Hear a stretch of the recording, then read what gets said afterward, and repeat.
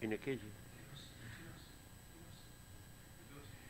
In a KG Awe, it's only 3 minutes. Tell him to come. Maulana, tell him. Okay. Ba Muhammad wa Ali Muhammad salawat. Allahumma. دیکھو اے بھائی میں زہرا کی جائی لاشیں پہ آئی ہوں بے پردہ ہو کر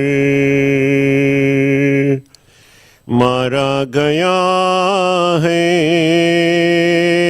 عباس غازی قاسم دلارا کوئی نہیں بے کس یتیموں کا قافلہ بھائی تو ہی بتا دے کہاں لے کے جاؤں لاشیں سنبھالوں یا کنبے کو دیکھوں غم کا کنارہ کوئی نہیں کریل جواں کی میت یوں آئی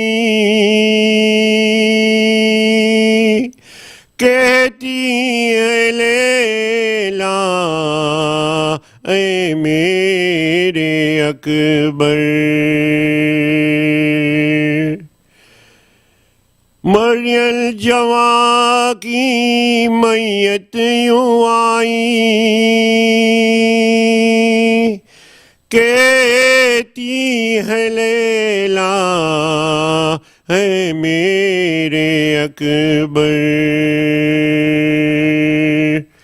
کس کی نظر تمہیں کھا گئی بیٹا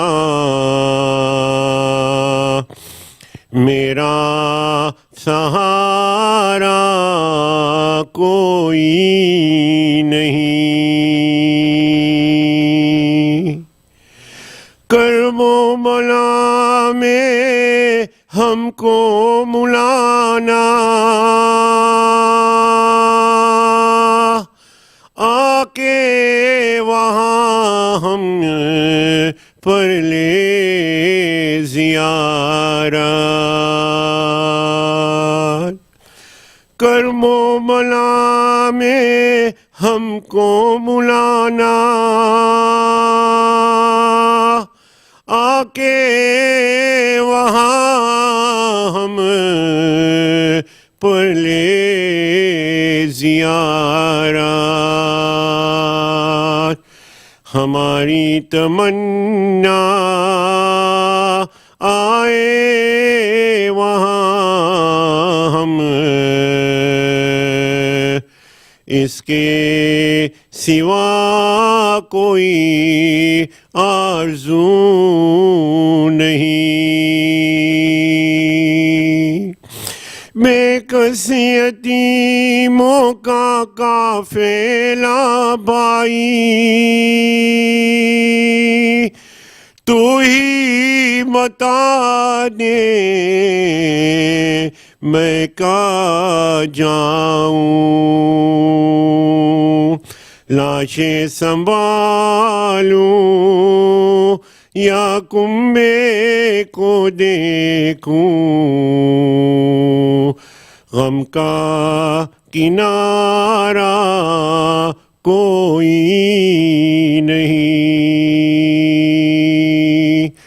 لاشیں پہ زینب رو کے پکاری بھیا ہمارا کوئی نہیں بر محمد وآل محمد صلوات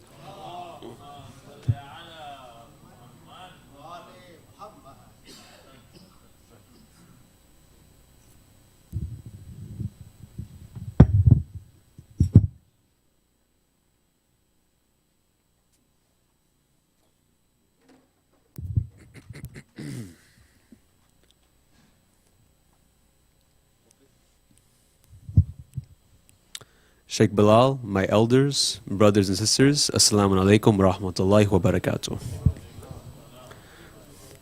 On behalf of the Sijni management, we would like to offer our condolences to the Imam of our time on the Wafaat of our Imam Ali un-Naqi alayhi salam.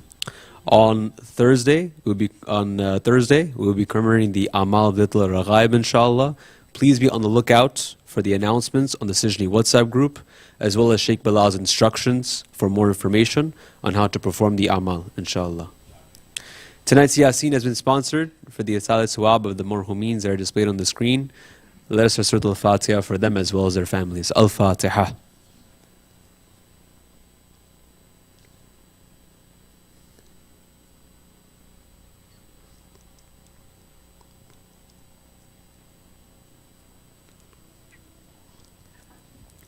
Let us say 5 times Amma Yujibu for those who are sick within our communities as well as all over the world. Bismillahir Rahmanir Rahim. عما يجيب المضطر إذا دعاه يكشف السوء عما يجيب المضطر إذا دعاه يكشف السوء عما يجيب المضطر إذا دعاه يكشف السوء عما يجيب المضطر إذا دعاه يكشف السوء عما يجيب المضطر إذا دعاه يكشف السوء اللهم صل على محمد وآل محمد. I would now like to call up Sheikh Bilal for tonight's lecture with a lot of salam Muhammad wa Ali Muhammad.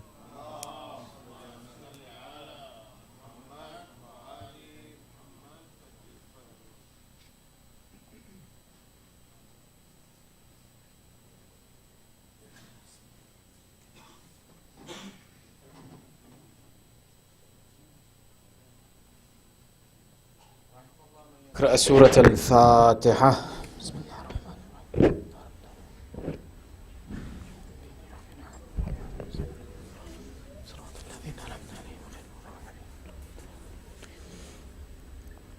أعوذ بالله من الشيطان الرجيم. بسم الله الرحمن الرحيم. ربي اشرح لي صدري ويسر لي أمري واحلل عقدة من لساني يفقهوا قولي. الحمد لله رب العالمين، ثم الصلاة والسلام على سيدنا ونبينا وحبيب إله العالمين أبي القاسم محمد. اللهم صل على محمد وآل محمد وعلى آله الطيبين الطاهرين المعصومين، واللعنة على أعدائهم أجمعين من الآن إلى قيام يوم الدين. أما بعد، فقد قال الله تعالى في محكم كتابه الحكيم: بسم الله الرحمن الرحيم.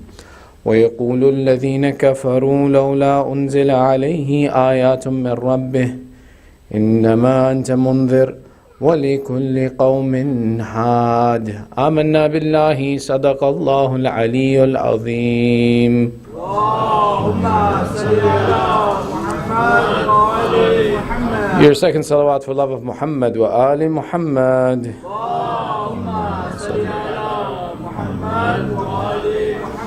And your loudest salawat is condolences to the master of our time, Sahib al-Asr wa Zaman. Allahumma salli ala Muhammad wa Ali Muhammad. A'zam Allah lakum al-ajr. Inshallah, may Allah increase in your reward for the commemoration of the Masa'ib of Ali Muhammad.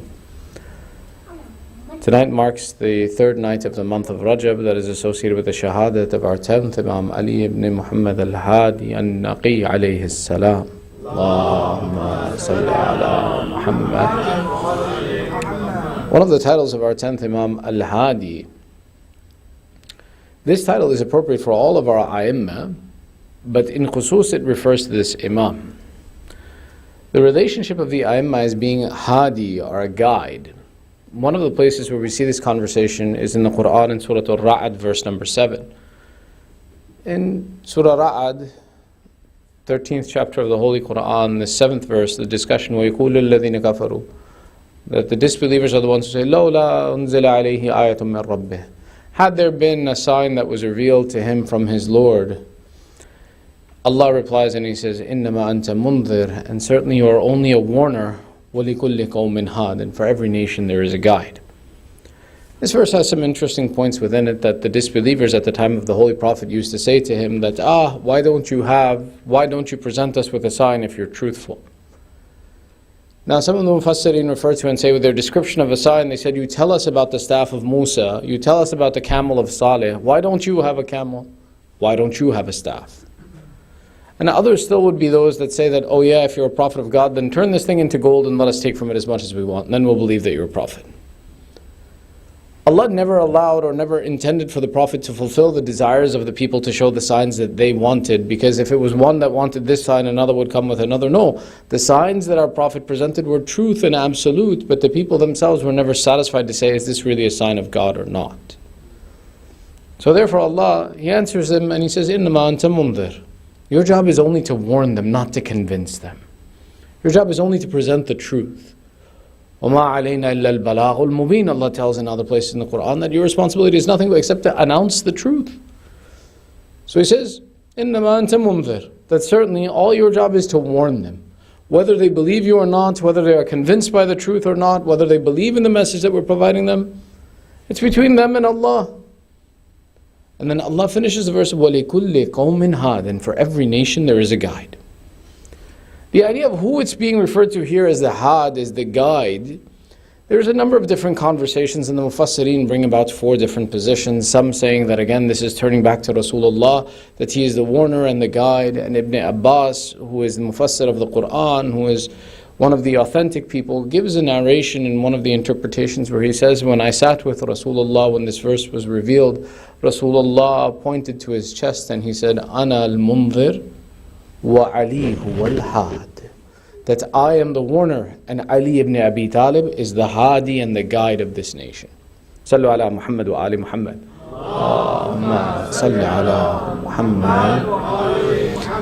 There are over 27 different riwayat that point to the explanation that when Allah refers to the Had, to the guide, in here and in other places in the Quran, He is referring to the A'immah of the Ahlul Bayt, who are the guides of the people of their time.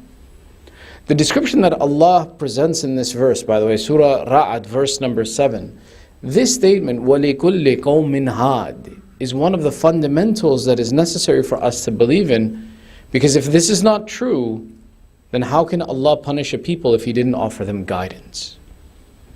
So the explanation that a guide is present, and in this verse Allah references the fact that a guide is present for every nation, is Allah's proof over humanity to say that I have given you guidance and I have presented to each of you a guide, and by the presence of that guide, tomorrow when you stand before Allah on the Day of Judgment, He reserves the right to punish, that no one shall have the excuse that we had no way of finding you.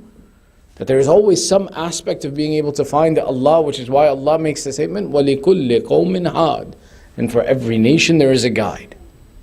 Now when we understand that Allah is promising that a guide has to be present, that Allah is promising in the Quran that every nation will be given guidance, then the attributes of the guide have to be very specific.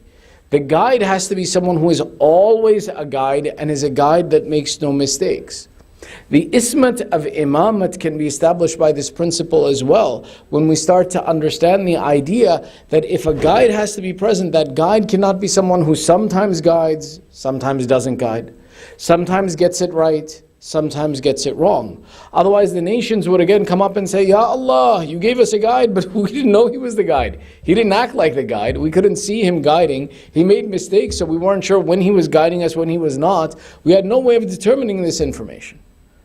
This is why ismat and being sinless and perfect in action is one of the necessities of both nabuwat and of the guide that is imamat that is present amongst us.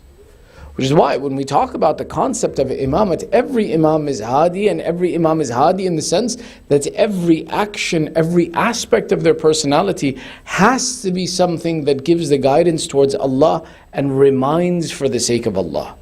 Whether it's their speech, whether it's the way that they sit, whether it's the way that they stand, whether it's the way that they sleep, whether it's how they buy things in the market, treat children, treat adults, each of these actions has to, in its entirety, remind us and return us back to Allah. Otherwise we would say, though there was a guide present, there was a moment where we didn't have guidance because He didn't act like a guide.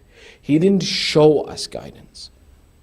This principle becomes necessary when we determine the attributes of imamate, that we don't have a doubt that can it be possible that this is an imam? Can the imam make a mistake? Can he do something inappropriate? All of these elements, as we begin to understand them and we say that no, then we would say in that instance, in that moment, the absence of a guide justifies the fact that no one should be punished on the Day of Judgment, because it was not possible for me to be guided in that exact moment. Allah's promise has to be complete and absolute, which is why the imam has to be both sinless and he has to be in every element of his affair a guide, a source of hidayah. The next of the points that we look at in this conversation, Sallu ala Muhammad wa ali Muhammad. Sallu ala Muhammad wa ali Muhammad. If there is a guide for every nation, then can an imam be a guide for a nation when he is in a series of ghaibat? Or can an imam be a guide after his death? Because otherwise we have a perfect excuse as well too. Ma indana had. We don't have a guide. We have no one present.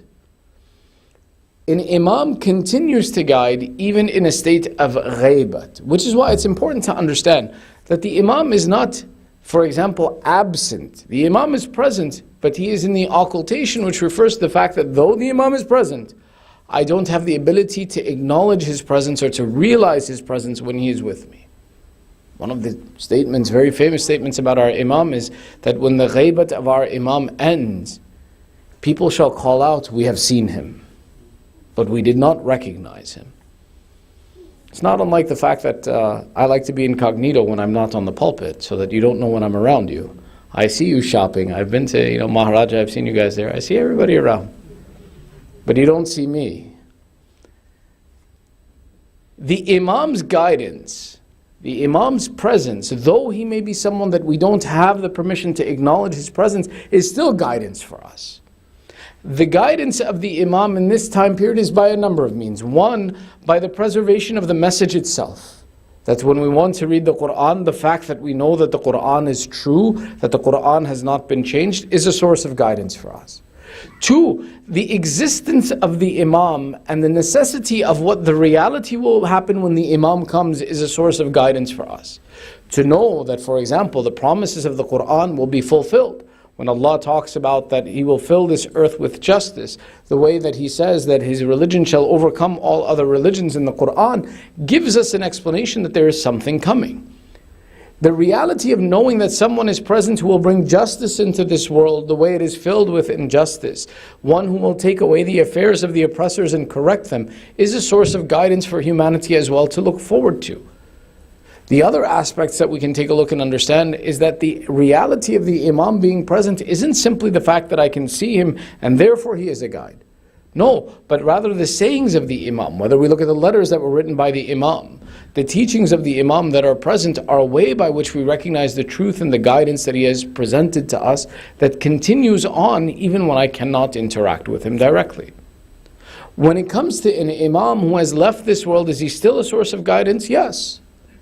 Through the teachings in the tariq of the imam, through the instruction of the imam, we still continue to receive guidance. There are many issues that we may be facing today whose explanations return back to and whose answers and solutions are given by the imam in his time. Whether we take a look and we see in living in the land of people who don't follow our faith, we see the teachings of, for example, our 9th Imam, our 10th Imam, our 11th Imam, who lived in states of difficulty and oppression where their faith had to be hidden, is an instruction for us how to live and how to persevere in that environment and know how to continue your faith. Whether it's questions about the fundamentals of theology and monotheism and the attributes that Allah possesses, their explanation was given by the Ahlul Bayt. Whether it was our 10th Imam himself, who when the discussion came about whether the Quran is something that existed with Allah or is the creation of Allah, the solution to this problem given to us gives us guidance till today. Or we take a look at the concept of the discussion about whether or not that man has free will or predestination. The solution is given by the Imam. That هذا يكون أمر بين الأمرين, that is neither entirely predestination, neither entirely free will, but rather that a piece of both of these is present within. All of these instructions give us guidance till today, and the Imam's example becomes a source of guidance. Whether it's through the process of by discussing the affair of the Imam and sitting in this majlis today that we receive guidance, or whether it's through the fact that we research and we study in learning of the Quran or of the Hadith that it brings us back to the path of the Imam, and the statement of the Imam becomes a source of guidance.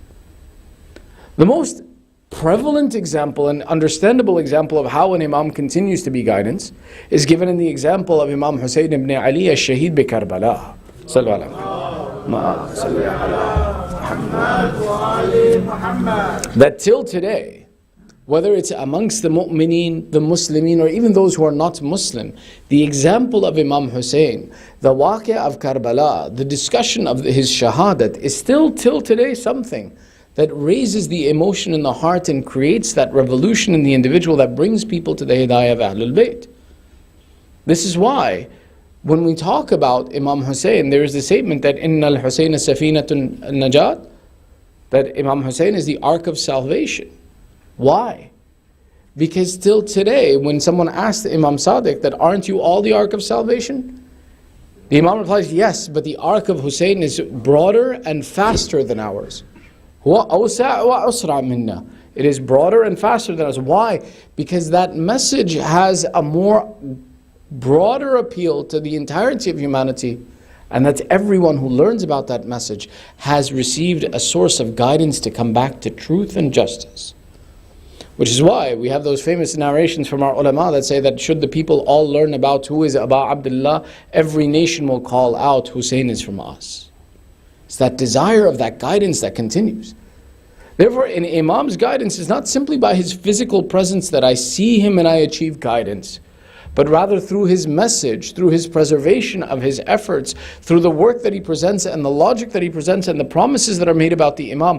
Whether he be in ghaybat, we still continue to receive guidance, or whether he has passed and become shaheed, his guidance continues to be prevalent on this earth. There are many other examples that we can point out that take a look at and give us the explanation, inshallah, with these holy months that have come. The discussion around our 12th Imam and the discussion around the presence and the impact of the 12th Imam is something that we hope to continue in the nights to come. Sallu ala Muhammad wa ali Muhammad. Allahumma salli ala Muhammad wa ali Muhammad. The next logical question that comes is, if we say that the Imam is the guide and every nation has a guide, then one conversation that we can have is, can we be a guide? Can we be a guide for our nation? Can we be a guide for our people? There's no problem with this. To imagine and say that the responsibility of guiding humanity and to guide society is restricted only to the Imam and that the Imam fulfills it is a misunderstanding. Rather, anyone who follows the path of guidance and has hidayah in their life should be someone who invites others to this hidayah as well too, and shares with the goodness of how they have attained something good in their life. This isn't a foreign concept. Rather, we can take a look in the Quran in Surah Furqan, verse number 74. We see Ibrahim alayhi salam making a dua. رَبَّنَا هَبْ لَنَا أَزْوَاجِنَا وَذُرِّيَّاتِنَا قُرَّةَ أَعْيُنٍ وَاجْعَلْنَا لِلْمُتَّقِينَ إِمَامًا. Nabi Ibrahim makes this dua. He says, "O Lord, O Allah, O my Lord, make our wives and our children the coolness of our eyes and make us leaders of the pious people." This dua, which is one of the famous Rabbana du'as that are present in the Quran that many times we repeat in our salat and are recommended for us to recite and are the sources of dua in the Quran. There are those who criticize the idea of dua and say, what do we need dua for? We have the Quran. In the Quran is dua that we should be applying. This dua was not just for Ibrahim, that only Ibrahim should want that his offspring and his lineage should be imams on this earth, but rather that every mu'min should make the dua, وَجْعَلْنَا لِلْمُتَّقِينَ إِمَامًا. Oh Allah, make us all who are pious, who worship you, who are attached to you, leaders of the pious people, those who guide to piety. For us to want to be a guide is a good thing. The question comes is, how do we guide? The concept of guidance does not go back to the idea of soapbox preaching as it was done in America. In America, in the history of America, there is a time in the history where pastors and preachers would take literally boxes that soap would be shipped in because they were wooden crates, put them on the street corner, stand on them so that they could project their voice and people could listen, and then preach the Bible to bring people to their interpretation of faith. Still a Christian nation, but there were many different churches present. This concept of soapbox preaching was essentially something that was a polarizing effort, that either you enjoyed the preaching you heard on the corner of the street, or you were annoyed by it. And you either liked what you listened to, or you were turned off by it. And you either sought guidance through it, or you were indifferent to it, or even so far as to say you hated it. Islam was never intended to be preached from this soapbox amongst the masses. When we want to guide people, our aspect of guidance is not by going out and knocking on doors. Let me tell you about Allah. Praise Allah. That's not the goal in the process of guidance that we want to present in society. Rather, the guidance that we present in society follows and mirrors the example of Rasulullah and Ahlul Bayt. The example of Rasulullah preaching guidance, look for the idea and the fact that for 40 years he spent time in a community teaching them that truth and justice and honesty and integrity are the fundamentals of faith. Then he spent 13 years amongst the people who did not follow him, who did not listen to him, who abused him. And he continued to teach the religion of Islam through character and behavior. When we look and we see, for example, the life of Amir al-Mu'mineen Ali ibn Abi Talib alayhi salam, the guidance he presented was through character. And one of the narrations, one of the many narrations, talks about Amir al-Mu'mineen traveling back to the city of Kufa and traveling with a Jewish man. And as they proceed, the Imam continues to keep him in conversation. The Jewish man knows that Ali ibn Abi Talib has to go to Kufa. He doesn't know that this is the Khalifa of the time. He knows that Ali ibn Abi Talib is going to Kufa. When they reach Kufa, Imam Ali keeps walking with him. Jewish man says, but your stop came. You should have turned away, you should have left. The Imam replies, yes, but for us, it is the etiquette that if you are journeying with someone, you continue some way to send them on their path. The impression of the good akhlaq of Ali ibn Abi Talib brought this Jewish man to the religion of Islam. When you see, for example, the stories of the fact of when Imam Ali's armor is stolen from him, and he takes the man, he goes to the shop and he says, this is my armor. The shopkeeper says, no, it's not.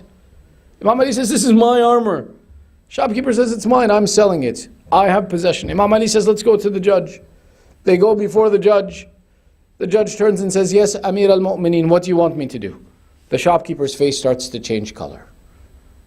He says, you mean to tell me that this is the commander of the faithful, this is the leader of the Muslim Ummah, this is his armor in my possession? I stand no chance, I will be destroyed in the court. Imam Ali turns to the judge, he says, perform justice. I'm not asking you to give me favoritism. Do justice. So he says, okay, what's the claim? Imam Ali says, I say this is my armor. The shopkeeper says it's his. He turns to Imam Ali, he says, do you have any witnesses? Imam Ali says, no, I have no witnesses, this is my armor. The judge says, well, on the basis of justice, you have to present witnesses, otherwise the one who has possession under it, whose hand is on it, is the owner of that object, unless we can prove otherwise. Since you can't prove it, the shopkeeper keeps the armor and you don't. Here, this is it. Imam Ali says, okay, no problem.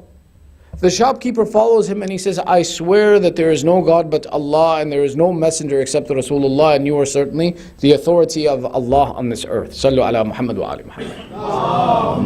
Sallu ala Muhammad. Shopkeeper says, I knew this was your armor. He says, when you were returning from one of your battles, it fell off of one of the camels and I found it in the desert and I took it. It must be your armor, but I saw how you, even though you had the entirety of power behind you, you still submitted to justice. And if there is a religion that teaches this, then that is the religion this shopkeeper wants to attain. If we want to be guides in a society, we want to be guides like the examples of Ahlul Bayt that show guidance through akhlaq and character. Don't be embarrassed to tell people when you do something good, I do good because of my faith. If I am honest in a shop, it is because of my iman. If I am kind to my neighbor, it is because of my faith. If I don't speak with foul language, it is because of my faith. When we tie character to iman, now we too are guides in society to guide people to the right path. That we become the guides, we become the helpers. We'll never attain the level of guidance of Ahlul Bayt in their extremity, that they were the perfect example of guidance in every instance.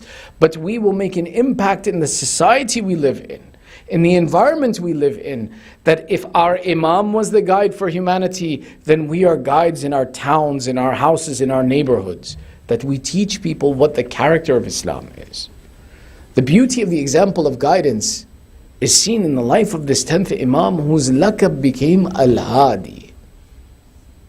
This Imam is known as al-Hadi, the guide, because in his life he went through some of the most difficult environments, and yet he persevered and presented and preserved the message of Islam till us today. Our 10th Imam was born in the year 212 after Hijrah and was shaheed in the year 245 after Hijrah. His life is about approximately 42 years. Of those 42 years, he was an Imam for 34 years. His Imamate begins approximately at the age of 6, and for 34 years, he is the leader of the Muslimin. And in these 34 years, he is in the time of some of the most difficult and oppressive Khulafa of the Banu Abbas. Khususan, one of the most difficult time periods in the history of Islam is under the Khilafat of Mutawakkil. Mutawakkil is an enemy of Ahlul Bayt, is a butcher and someone who destroyed the Dhariya of Imam Hussein in the land of Karbala at least 3 times during his Khilafat, according to many historians. That 3 times he sent armies and workers to go and destroy the grave of Imam Hussein to wipe out the message of Abu Abdullah. Today, if we have the message of Islam, the efforts of Imam al-Hadi are what preserved it. And he was a source of guidance from his youth until the moment of his death. There are many examples of this. For example, we even talk about that when he became the Imam at such a young, tender age, the Khulafa of the time intended that we shall brainwash him. So what did they do? While he was in the city of Medina, they sent one of their teachers, Junaydi, and Junaydi's intention was, and instruction was, go and make sure that he becomes someone who follows the Khulafa and doesn't present a message different than what we want him to present. Junaydi came to the city of Medina and entrapped the Imam in one small room or one small area where the Imam was not allowed to interact with anyone else, so no one else could influence this child except for this one teacher. And yet when they came and they asked him, how is this ghulam, how is this boy? He said, do not call him a boy, rather he is a shaykh and he is a knowledgeable one of the Qur'an. There is nothing that I ask him about the Qur'an except that he teaches me. He is better than I am. He showed the example of hidayat from that time. The examples of the hidayah of the Imam come in many different examples. One man who was from one of the areas where people did not love Ahlul Bayt in the land of Isfahan at that time, this man in Isfahan became a Shia. They said, what made you a Shia? He says, in my youth, he was an old man. He says, in my youth, I went through some difficulties and I decided to go to Samarra to see Mutawakkil, the Khalifa, and get some assistance from him. So old man says, at this time, I didn't know anything about anything. I was more busy in mischief than in good. But I went maybe thinking in Samarra I would find some kind of assistance from the Khalifa, some kind of influence would be given to me, something would improve my situation. He says, when I entered into the city of Samarra, I saw that a crowd had gathered to watch someone go to the presence of Mutawakkil. And there was much fanfare that was happening at this moment, and many people who had come out to see this caravan reaching to the Khalifa. When we look at the timing, it's possible that this happened approximately 13 years after the beginning of the Imamate of Imam al-Hadi, when he leaves the city of Medina and Mutawakkil forces him to migrate to the land of Samarra. He says, as I saw this kafila coming, I saw in the middle of it a man that as soon as I looked at him, my heart became attached to him. I saw him in a condition that he had his head down, was not paying attention to any of the crowds or any of the people around him. And I saw him and my heart became fearful for his life. That I knew by looking at him that Mutawakkil is a butcher. And him going to Mutawakkil does not speak for the safety of one whose piety comes forth in this fashion. He says, in this moment, in my heart, seeing this man surrounded by soldiers in the middle of fanfare proceeding to the direction of the Khalifa, in my heart a dua came, oh Allah, keep him safe.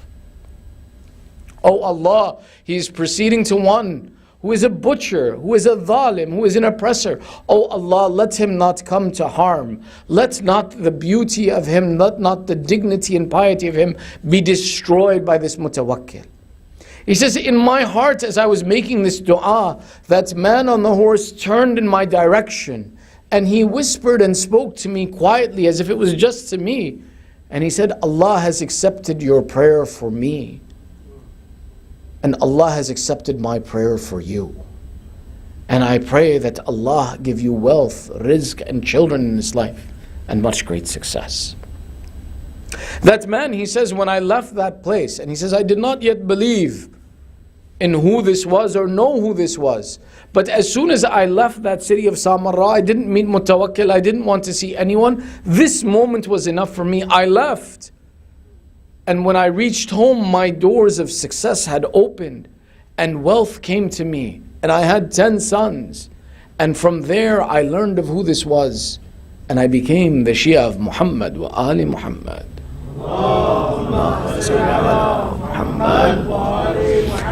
The perfection of the example of hidayah and guidance, the Imam embodies in even his presence that should we have the ability to be exposed to him with an open heart, the Imam gives hidayah. Now, one of the interesting things in this story is that man, he says, I attained all of this material success. Great.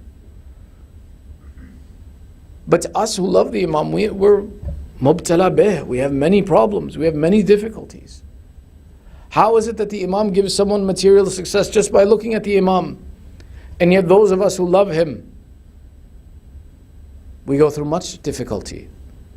We don't all have 10 sons. We don't have great wealth. There's a story that comes from Allama Amini in his time. Allama Amini writes a story. He says that one night, at the end of the night, I went to the Haram and I saw a Bedouin who had come to the Dhari of Amir al-Mu'mineen. This is not much more than the 60s or 70s. And this man, this Bedouin, comes to the Dhari and he starts swearing by Amir al-Mu'mineen, saying, if you don't cure me by tomorrow, I will not believe in you. Your power over me will be nothing. I will not accept your authority.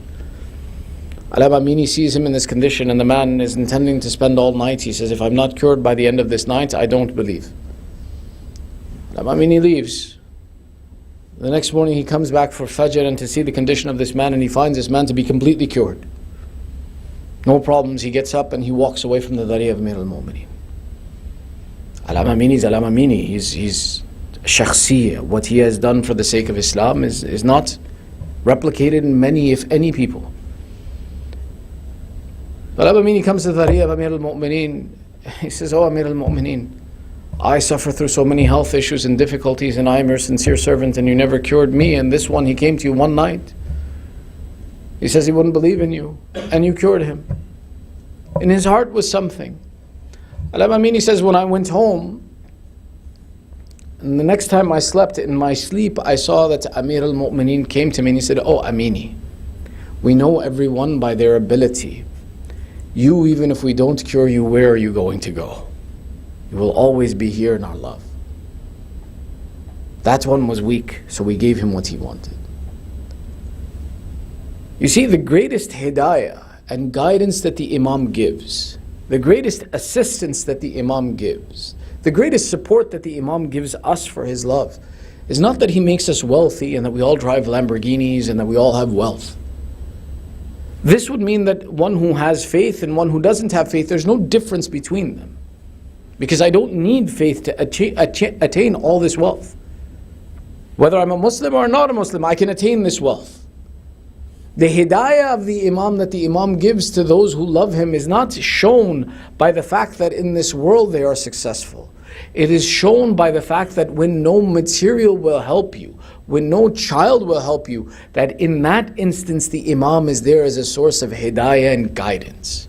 When we love the Ahlul Bayt and we follow their guidance, it's not so that they make us rich, it's so that they make us their companions in the pleasure of Allah and in the gardens of heaven.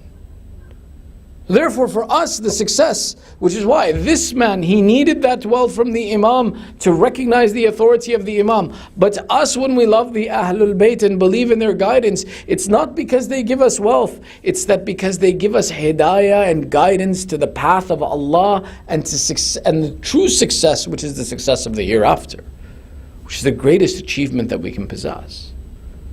This is why, don't consider and think that, oh, if one is given wealth, then why are we not given wealth? Does that mean that we're not on the right path? No. The wealth of this world is a temporary success. It passes when we pass. It comes for a day and then it leaves.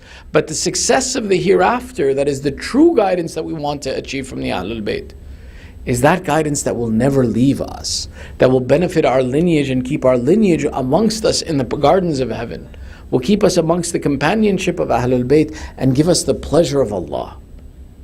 That's the true guidance. That's the guidance of the Imam that he presented in his life, and the teachings that he gave, that he could take even the worst of situations and guide back to the path of Allah. So why in one of the very famous narrations it says that Mutawakkil, in his interest of oppressing the Imam, sent his guards to take the Imam from his house in the middle of the night. For brevity's sake, it was in an abusive fashion that the Imam was removed from his house, and they said, we searched his house and we found that this Imam was praying not even on a carpet but on the sand itself, that he possessed nothing in his house that could have been a threat to Mutawakkil. Mutawakkil, when the Imam comes into the palace of Mutawakkil, is busy in the aspect of drinking of alcohol and spending time with his friends in an environment of haram. The Imam al-Hadi is brought in front of Mutawakkil. Mutawakkil says, come my cousin, come ibn ammi, O son of my uncle.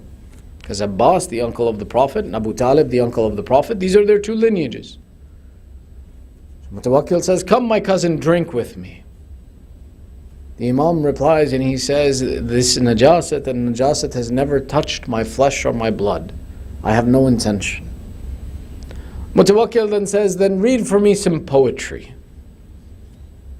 His intention is again the degradation of the Imam, and he is lost in the pleasures of this world, and he is in a state of intoxication. He says, then recite for me poetry. The Imam says, excuse me from this. Mutawakkil says, I have excused you from drinking, but this I will never excuse you from. He pushes the Imam, and then the Imam begins a piece of poetry. This poetry, in its essence, the Imam begins and he says, those kings who live in their palaces on top of mountains, sleeping and resting in their comforts, enjoying their life, soon it will be that they have fallen down below the ground, and that now they have entered their graves, and now they are the food for those same hasharat and for the insects of the grave, and where have their palaces gone and their comforts gone? The beauty of the Imam's poetry is narrated in two formats. One is in 5 or 6 lines, and the other is over 20 lines of poetry the Imam reads, that leaves the entire court of Mutawakkil sober and in a state of crying in fear of the grave. This is the example of the hidayah of the Imam, that he could take someone who was so misguided, that was inviting to misguidance, and bring him back to the sobriety, not of physical self, but of the reality of the world in but just a few lines of poetry. It was this hidayah, it was this consciousness of Allah that the Khulafa feared from the Ahlul Bayt, which is why each of the Ahlul Bayt was martyred in this way of hiding the reality that the Imam preached to. The Khulafa initially had thought that with Abu Abdullah we shall kill them and remove them, and out of fear people will run from them.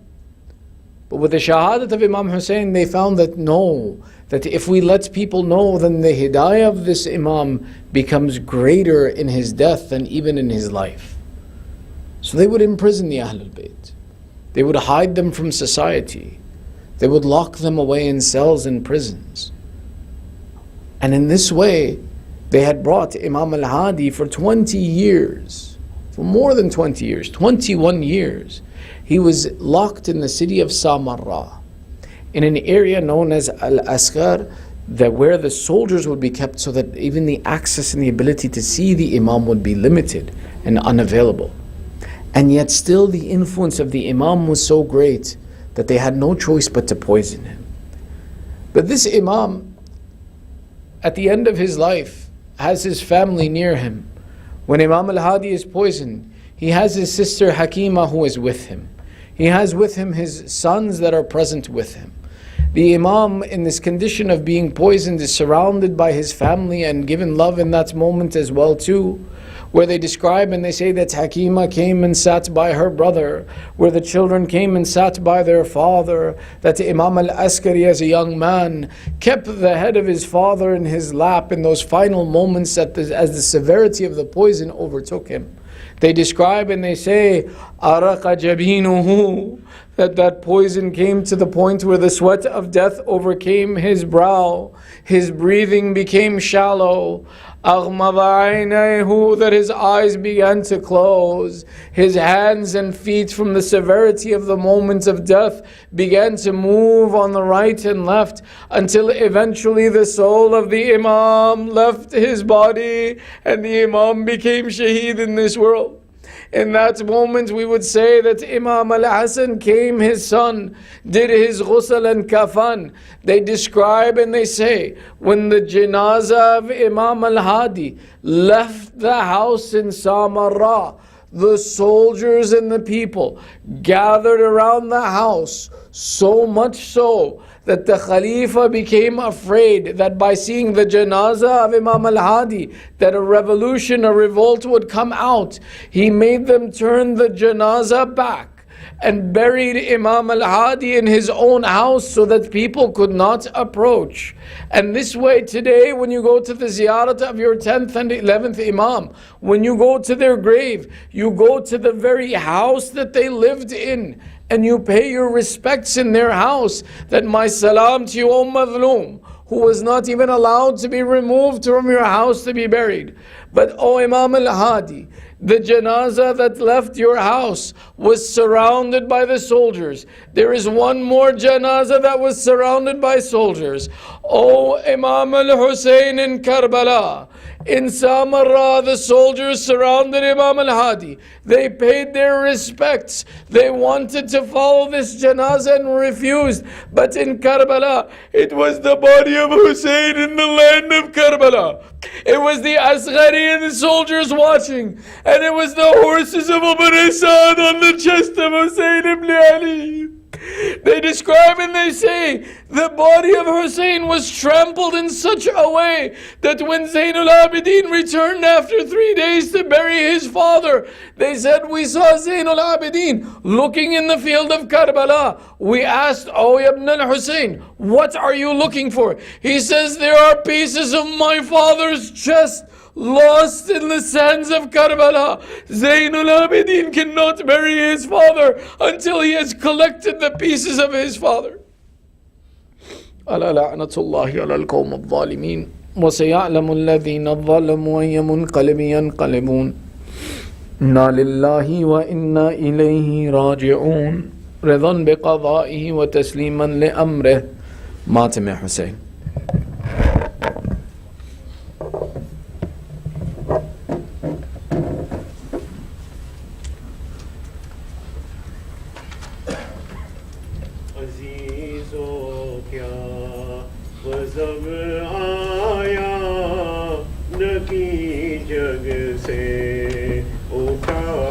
अफसोस अजीजों क्या गज़ब आया नकी जग से उठा अफसोस शहंशाह दो आलम उठा जग से हजार अफसोस नबी मरकद में रोते हैं अली जन्नत से आए हैं खुले सर फातिमा पोते को रोने यहाँ पे आई है अजीजों क्या गज़ब आया नकी जग से उठा अफसोस करो मा ماتم سبھی مل کے قیامت ہوئی عزادارو کرو ماتم سبھی مل کے قیامت ہوئی عزادارو دیا ظالی مونے ہے زہر شیکوئے عزادارو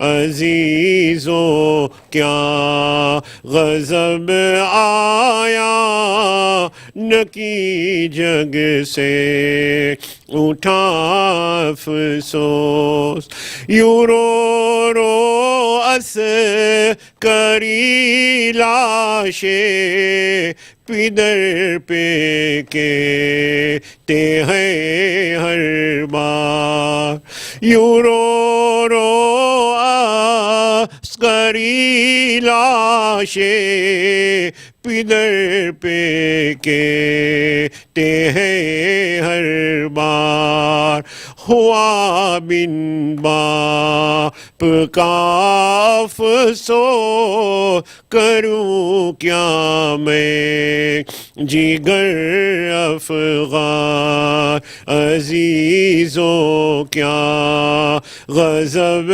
آیا نقی جگ سے اٹھا افسوس میرا بابا یہ کیسی نیند میں سوئے میرا بابا یہ کیسی نیند میں سوئے میں روتا ہوں کھرایا پہ تسلیوں کہ دے دی جو عزیزوں کیا غضب آیا نقی جگ سے اٹھا افسوس پٹک کر روتی ہے دختر امام دی کہ اے لوگو پٹک کر روتی ہے دختر امام دی کہ اے لوگو دو پرسا باپ کا ان کو قیامت ہوئی عزادارو عزیزوں کیا غضب آیا نقی جگ سے اٹھا افسوس زیارت امام حسین السلام علیکہ یا مولا یا ابا عبداللہ السلام علیکہ یا ابن رسول اللہ السلام علیکہ یا ابن امیر المؤمنین السلام علیکہ یا ابن فاطمة الزہرا سیدتی نساء العالمین السلام علی الحسین وعلی علی ابن الحسین وعلی اولاد الحسین وعلی اصحاب الحسین خصوصا سیدی و مولا یا عمل فضل العباس واختك زينب وبنتك سكينة جميعا ورحمة الله وبركاته السلام عليك يا مولا يا غريب الغرباء السلطان عمل حسن مولانا علي بن موسى الرضا كن شفيعنا وشفيع والدينا في يوم الجزاء وفقنا الله زيارتك يا مولا ورزقنا الله شفاعتك في الدنيا والآخرة السلام عليك وعلى أختك فاطمة المعصومة جميعا ورحمة الله وبركاته السلام عليك يا مولانا يا صاحب الزمان سيدي على الأمان الأمان الأمان. السلام عليك يا كعبة الإيمان، السلام عليك يا شريك القرآن، السلام عليك يا إمامنا وإمام الإنس والجان، ورحمة الله وبركاته. برحمة